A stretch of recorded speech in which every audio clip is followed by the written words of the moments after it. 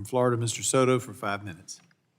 Thank you, Mr. Chairman, and thank you, Mr. Secretary, for being here today. You know, the Energy Star program is a popular program. It's there to make sure that we have energy efficiency certifications for dishwashers, for refrigerators, dryers, and home appliances. It's been around since 1992. You and I are in our mid-40s, so you were probably an early teenager in Long Island when this was coming out, and a lot of our parents over the years were able to buy those appliances, and then now we get to do that. It saved about 5 trillion in kilowatt hours of electricity, about 500 billion in energy costs, and achieved 4 billion metric tons of greenhouse gas reductions. This is merely providing info for consumers and encourages innovation, but it's not a mandate, right? And I've read some articles from the New York Times and others that the EPA plans to shut down this program. Is this true? Is it your intention to ask Congress to shut down this program? Well, Congress never created the program.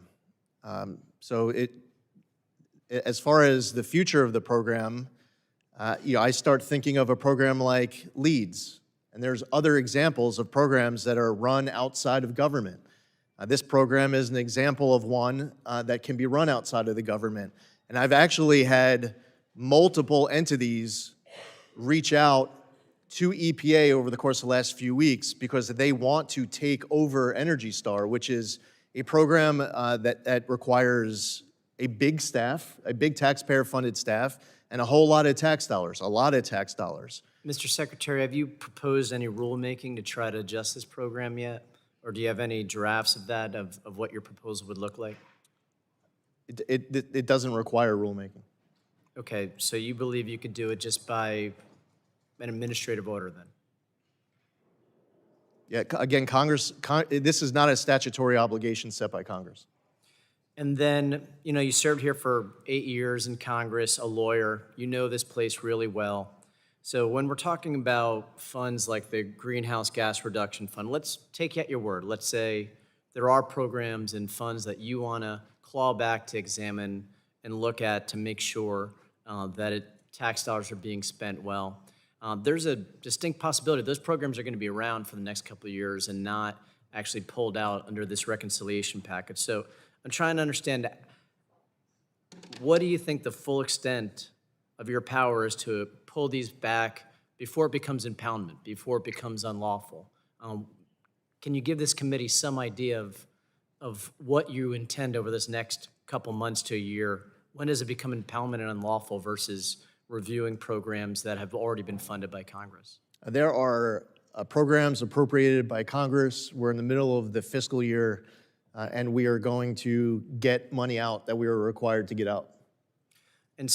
And you understand you have the power to be able to propose a budget, right? And if you want to cut programs, isn't that the proper way to do that, to in your skinny budget and then in other budgets like you had proposed initially, a 55% cut in the EPA budget? Isn't that the proper way to try to cut programs as you're reviewing to make sure money's being spent well? Well, if we're here talking about the FY 2026 budget. If it's something with regards to the current fiscal year, it wouldn't be part of the skinny budget for next year. I understand, but we're talking about, I'm trying to understand your role as you see it as Secretary, of where you can work with Congress on this rather than doing things unilaterally, which you know from being here for many years is not the way we're supposed to do things.